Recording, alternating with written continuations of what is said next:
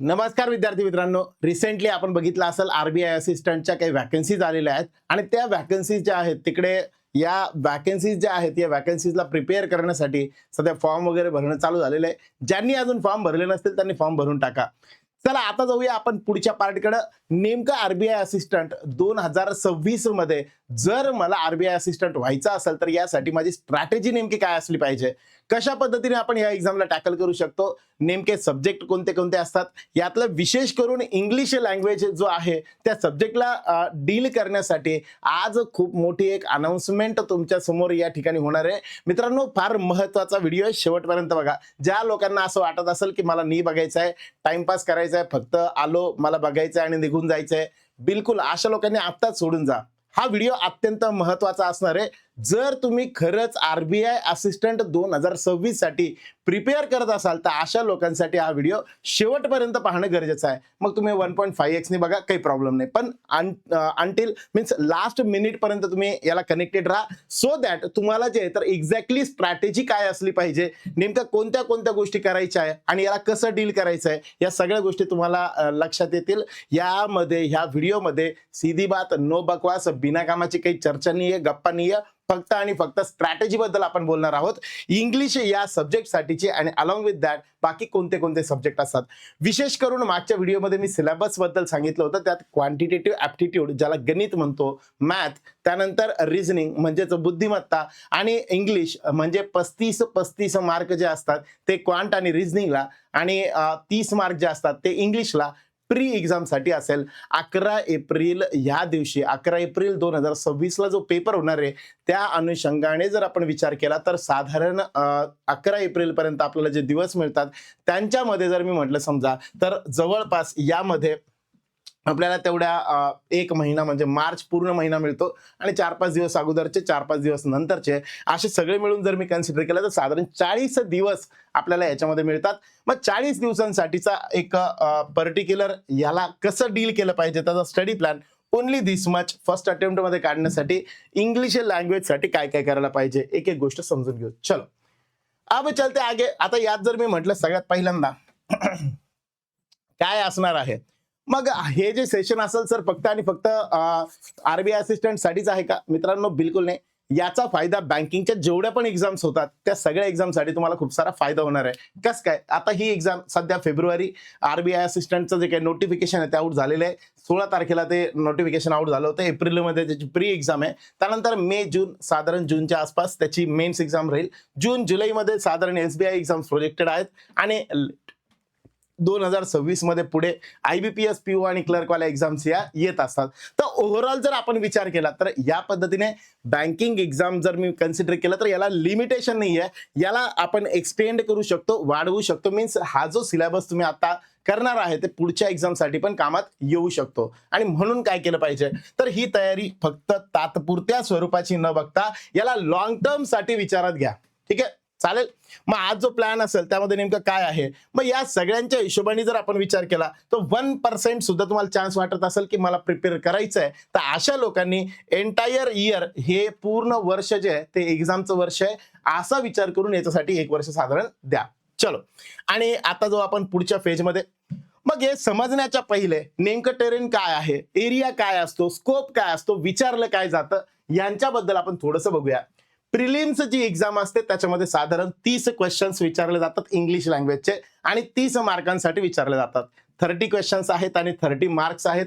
या 30 क्वेश्चन्स मध्ये 20 मिनिट्सचा वेळ असतो. 11 तारखेला जी एक्झाम होणार आहे त्या एक्झामसाठी साधारण 30 क्वेश्चन विचारले जातील इंग्लिश लँग्वेजचे, 30 मार्कांसाठी असतील आणि 20 आपल्याला त्यासाठी जे मिनिट्स जे आहेत ते दिले जातील. ठीक आहे, सेम असंच मी जर कन्सिडर केलं मेन्सचा पॅटर्न पण असंच आहे. 40 क्वेश्चन, 40 मार्क्स आणि यांच्यासाठी वेळ जो असेल तो साधारण 30 मिनिटं, म्हणजे एका मिनिटाला एक प्रश्न सुद्धा नाही, त्याच्यापेक्षा कमी वेळ जो आहे तो आपल्याला द्यावा लागेल. साधारण 40 सेकंदाच्या आसपास, 45 सेकंदाच्या आसपास आपल्याला वेळ देता येऊ शकतो हायएस्ट. मग ह्या पद्धतीने जर आपण बघितलं तर यात मग 2 प्रकार बनतात. एक बनतं ही जी टेस्ट असते इंग्लिश लँग्वेज बँकिंग मध्ये जी विचारली जाते, दिस इज द प्रोफिशियन्सी टेस्ट, म्हणजे तुम्ही प्रोफेशनली कसे आहात, आणि म्हणून याच्यामध्ये रीडिंग वाला जो पार्ट आहे तो स्कोप जरा जास्तीचा बनतो. सोबत फक्त ग्रामर करून चालतं का तर बिलकुल नाही. पण ग्रामरवरती बेस असणारे पण काही क्वेश्चन्स असतात, म्हणून दोन्ही तिन्ही गोष्टींना आपल्याला बॅलन्स करायला लागतं. मग नेमकं काय काय सिलेबस असतो जाणून घेऊया पुढच्या स्लाइड वरती. मग यामध्ये जर मी विचार केला तर नेमकं वेटेज कसं असतं, पूर्ण वेटेजचा हिटमॅप आहे बघा. नेमकं काय काय असलं पाहिजे, कोणत्या कोणत्या पद्धतीचे क्वेश्चन्स या ठिकाणी विचारले जाणार आहे. एक्झाम मध्ये जर किंग म्हटलं बँकिंग एक्झाम मध्ये तर मानला जातो रीडिंग कॉम्प्रिहेन्शन, हा किंग मानला जातो. कमीत कमी 7 मार्काला आणि मॅक्झिमम 18 मार्काला. मी प्री आणि मेन्सच्या दोघांच्या हिशोबाने बोलतो. मेन्स मध्ये 18 मार्कांसाठी पण येतो.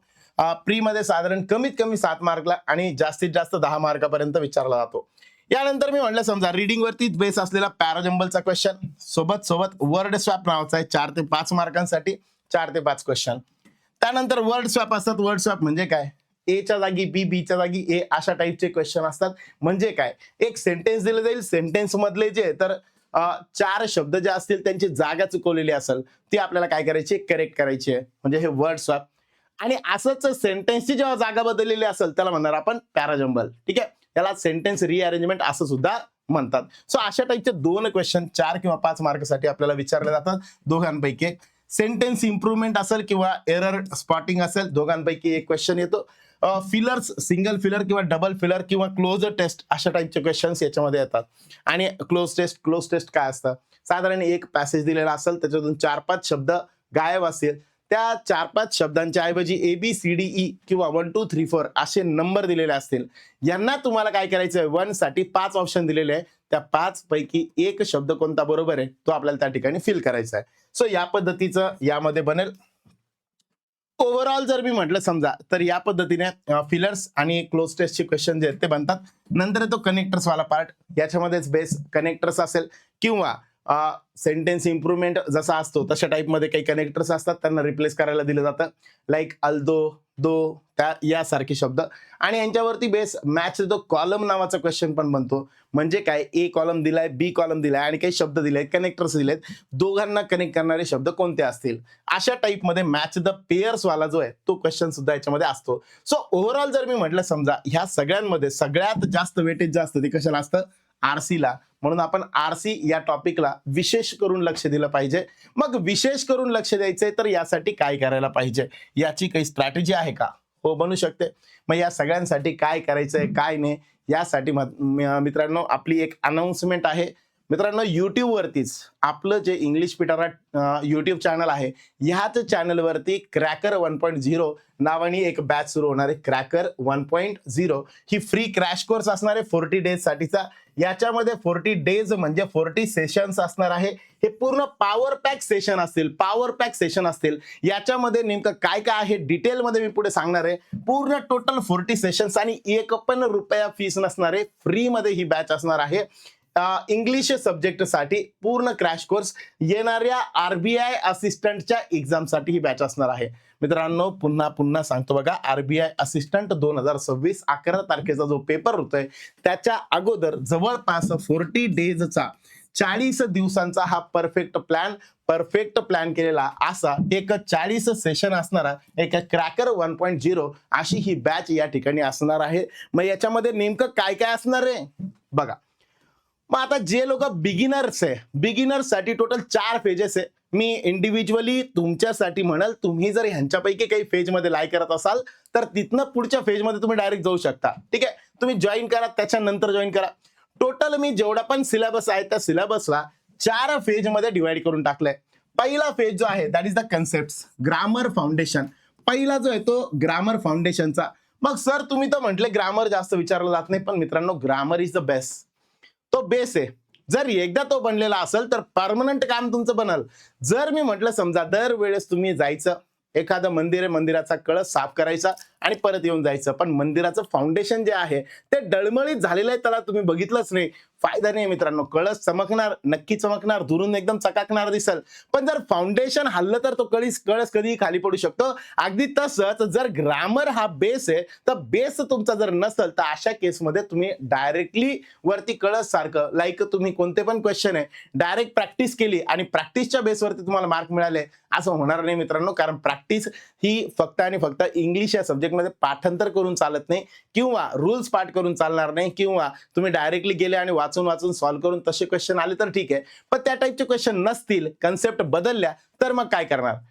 आणि कन्सेप्ट बदलल्या म्हणजे नेमकं काय? क्वेश्चन विचारताना त्या कन्सेप्टला फिरून फिरून विचारलं जातं, कन्सेप्ट कधी बदलत नाही, विचारण्याची पद्धती बदलते.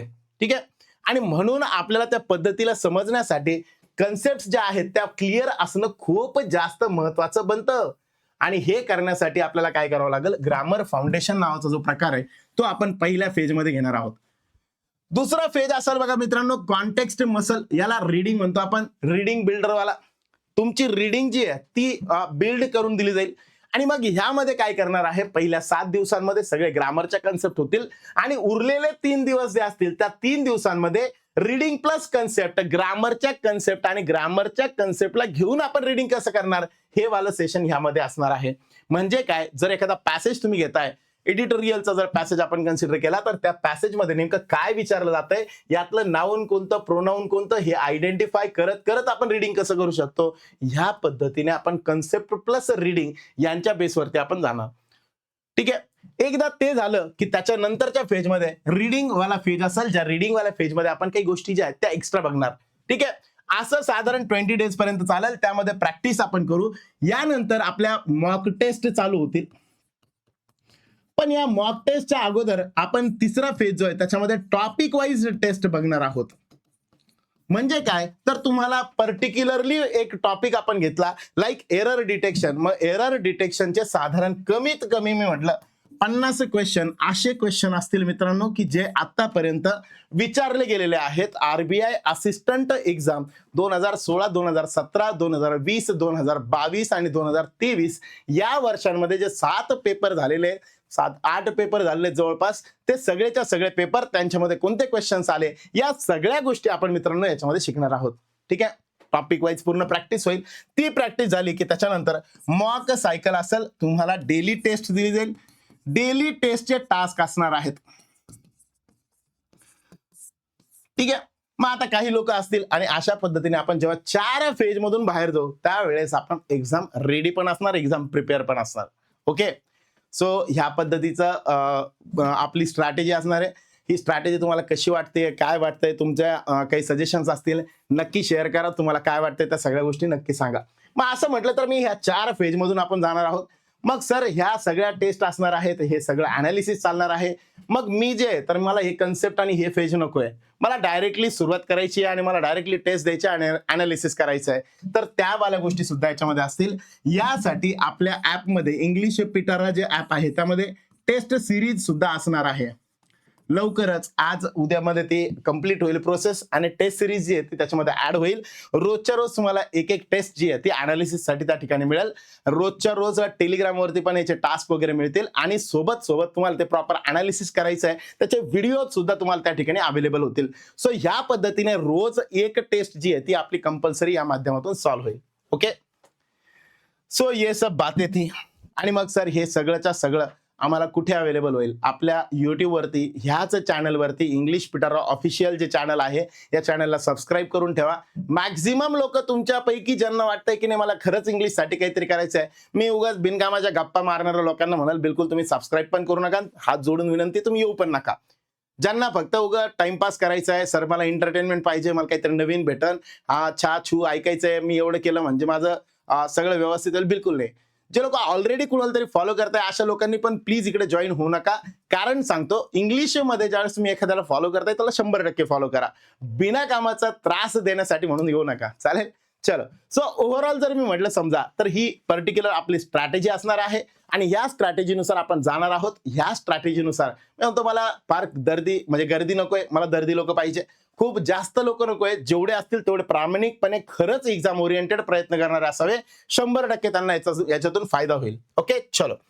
सो असं सिस्टमॅटिक वर्कफ्लो जर आपण कन्सिडर केलं आणि ह्या पद्धतीने जर काम केलं तर मित्रांनो 100% सांगतो तुम्ही जिथं असाल तिथून तुम्ही 4 मार्कांनी वरती जाल. म्हणजे तुम्ही सध्या जर 30 पैकी 12 मार्क भेटतायत, तुम्ही 16 मार्कापर्यंत पोहोचणार. जर तुम्ही सध्या 8 मार्कावरती स्टक आहात तर 12 मार्कांपर्यंत पोहोचणार. आणि सर मी आता 28 पर्यंत होतो, मग 4 मार्क 32 पडतील का? बिलकुल नाही. 30 मार्कचा पेपर आहे, तर ते 2 कसे कव्हर करता येईल त्याकडे पण आपण लक्ष देऊया. ठीक आहे. सो जर तुम्ही बिगिनर असाल तर या 4 फेज मधनं जा. तुम्हाला ह्या 2 पेजची गरज वाटत नाही, तुम्ही आत्तापासून टेस्टच्या टास्कला लागून जा. रोजच्या रोज एक टेस्ट जी आहे ती अटेम्प्ट करत चला आणि त्याचं अनालिसिस जे आहे ते आपण या ठिकाणी घेत जाऊ. ठीक आहे, चलो. सो या 4 फेजमध्ये आपण जाणार आहोत. पुढे जाऊया. आता मी इकडे म्हटलं फेज 1, मग रॅपिड कन्सेप्ट रिव्हिजन. मग या फेज 1 मध्ये नेमकं होणार काय? जे बिगिनर आहे, ज्यांनी आतापर्यंत कधीच एक्झाम दिलेली नाही आहे, अशा लोकांनी काय केलं पाहिजे? तर याच्यावरती पहिल्यांदा काम करत असताना ग्रामरच्या कन्सेप्टवरती काम करा. मग यामध्ये आपण साधारण जर मी म्हटलं 100+ कन्सेप्ट आहे. मग सर एवढ्या कन्सेप्ट कशा लक्षात राहतील? मी डायरेक्टली म्हणाल याच्यावरती बेस आपले जे व्हिडिओज राहणारे, लेक्चर राहणारे, त्या लेक्चरमध्ये एका दिवसात जवळपास 10 कन्सेप्ट मला जवळपास कव्हर करायचे आहे. या फॉर्मॅटमध्ये मी जाणार आहे. मग त्याच्यासाठी अर्धा तास लागला तरी चालेल, 1 तास लागला तरी चालेल, 1.25 तास लागला, 1.5 तास लागला तरी चालेल, पण त्या 10 कन्सेप्ट मी याच्यामध्ये कव्हर करणार. मग या पद्धतीने आपण गेलं पाहिजे. त्यानंतर टेक्निक काय असली पाहिजे? वेगवेगळे क्वेश्चन्स आपण वेगवेगळ्या व्हरायटीचे त्या बेसवरती, त्या कन्सेप्टवरती बेस कसे विचारले त्या बेसवरती आपण जाणार आणि ती टेक्निक हे करणार. त्यानंतर मी म्हटलं आउटकम काय असणार? आपल्याला याच्या माध्यमातून बऱ्यापैकी प्रत्येक सेक्शन मध्ये नेमकं काय काय येतं त्यावरती आपल्याला काम करता येईल. आणि फोकस, आपला जो काही फोकस आहे तो एकदम डिझाईन, एकदम टेन्शन फ्री करण्यासाठी आपला फोकस जो आहे त्याच्यावरती राहील. सो इम्पॉर्टंट ग्रामर कन्सेप्ट ज्या आहेत त्या ह्या फेज मध्ये आपण कंप्लीट करणार आहोत. पहिला फेज असेल ग्रामरचा. दुसरा फेज आहे रीडिंग वाला प्रोटोकॉल. मग याला जसं मी बॅच मध्ये म्हटलं तसं, मग बॅच मधले जे टास्क आहेत ते तर असणारच आहे. सोबत सोबत आपण काय करायला पाहिजे? रोज सकाळी इंग्लिश बिटारा टेलिग्राम चॅनलवरती आपली एडिटोरियल PDF येते. मागच्या 2 वर्षांपासून अखंडपणे हा जरा चालतोय, वाहतोय. यामध्ये कंपल्सरी रोजच्या रोज the Hindu editorial along with that व्होकॅब्युलरीची क्विज असेल, एररची क्विज असेल आणि वर्ड युसेजची क्विज असेल. जे महत्वाचे क्वेश्चन्स आहे ह्या क्वेश्चन्सच्या रोजच्या रोज क्विजेस वगैरे होतात आणि हे सगळेच्या सगळे होतात. रोजच्या रोज तुम्हाला 30 ते 40 मिनिटं द्यायचे ती PDF रीड करण्यासाठी. याच्यामधलं एडिटोरियल ऑलरेडी सिलेक्ट करून दिलेलं असेल, ते वाला एडिटोरियल कंपल्सरी रीड करायचं आहे. सोबत सोबत आपल्याला ब्रेनला एक लेंदी जे काही एखादा मेन्स मध्ये जर पॅसेज लेंदी आला तर त्याला काय करायचं आहे याची सवय व्हावी म्हणून आपण ह्या एडिटोरियलला प्रेफर करतो.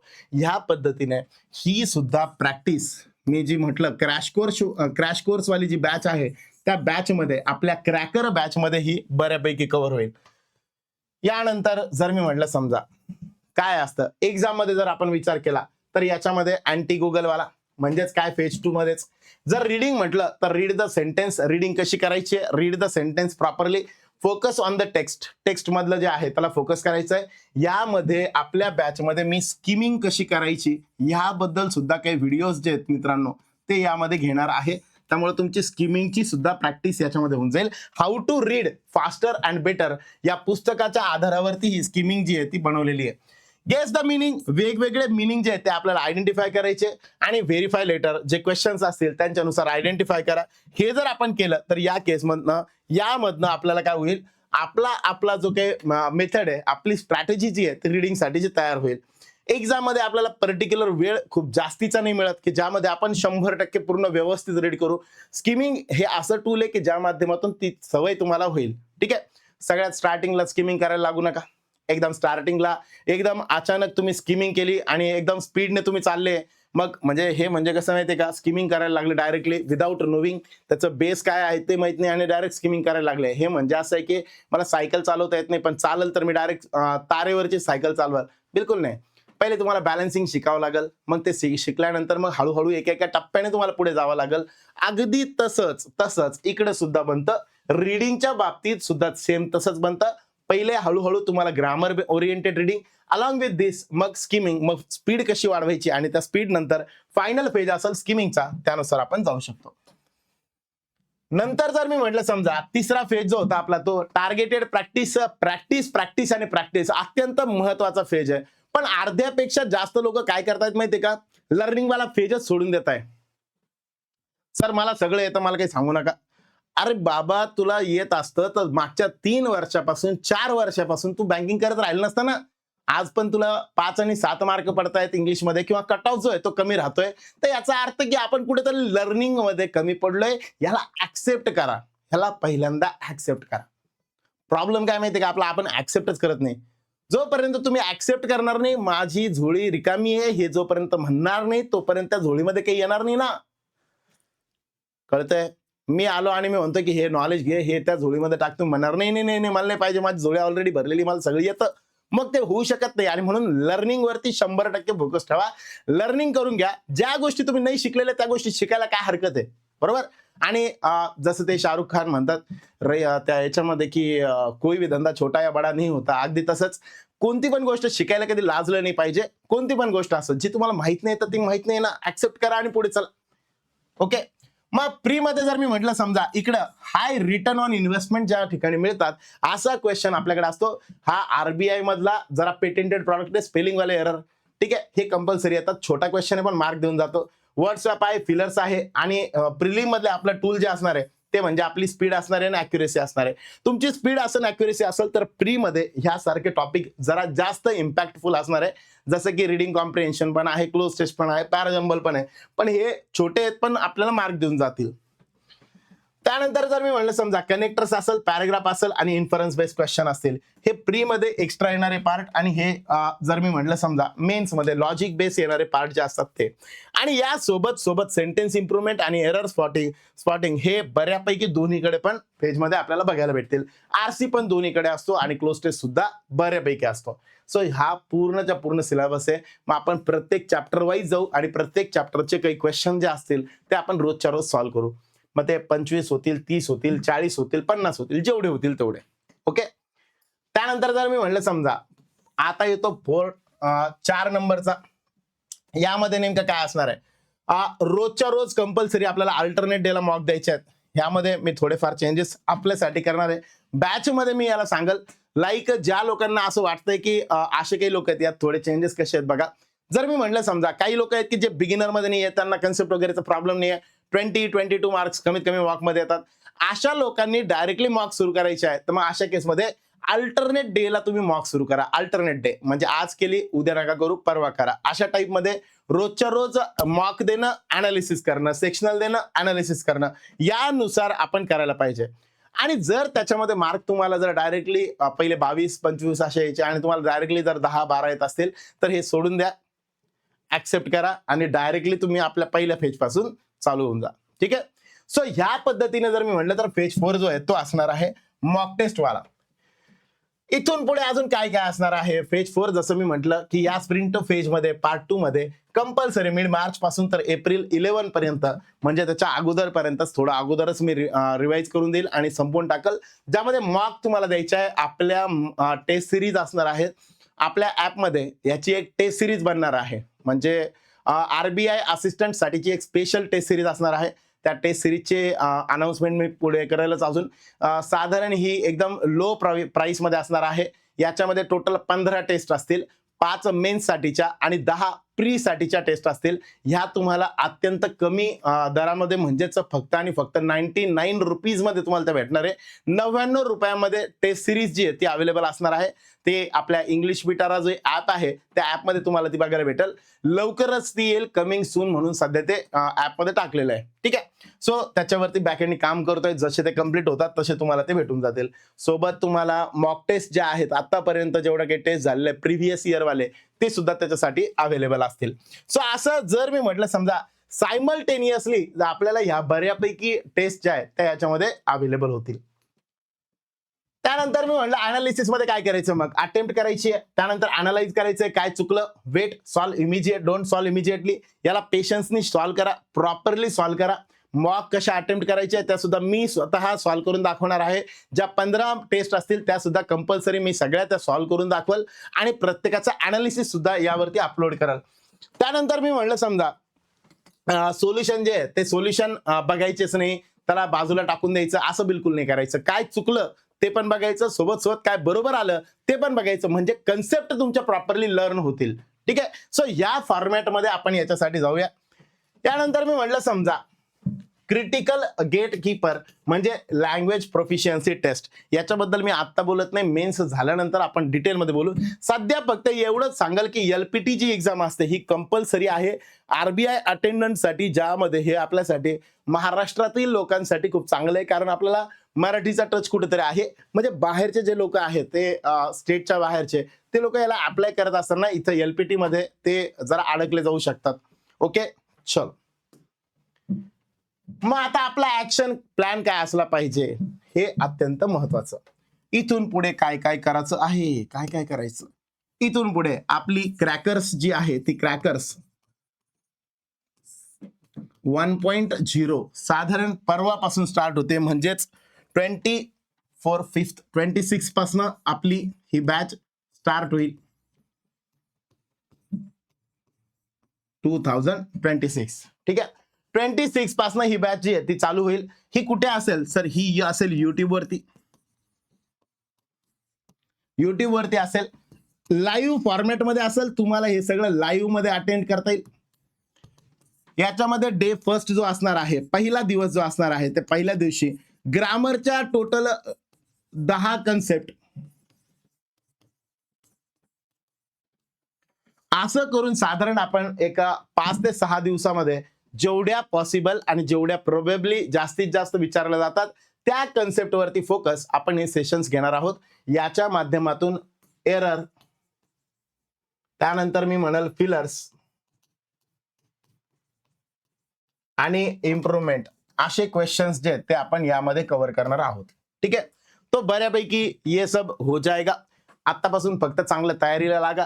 ज्याला बेसिक काहीच माहिती नाहीये अशा लोकांसाठी ग्रामरचे काही सेशन्स लेक्चर्स आहेत. ते ग्रामरचे काही लेक्चर सुद्धा अपलोड केलेले आहेत. याची एक वेगळी प्लेलिस्ट बनवतो युट्यूब वरतीच. ती प्लेलिस्ट तुम्ही एकदा गो थ्रू करून घ्या, एकदा बघून घ्या सगळे व्हिडिओज, ज्यामध्ये ग्रामरचा एकदम बेसिक वाला पार्ट लाईक टेन्स काय आहे, व्हॉइस काय आहे, त्या गोष्टी तुम्हाला त्या ठिकाणी बऱ्यापैकी लक्षात येतील. ठीक आहे, सो होप सो एवढं तुम्हाला कळलं असेल.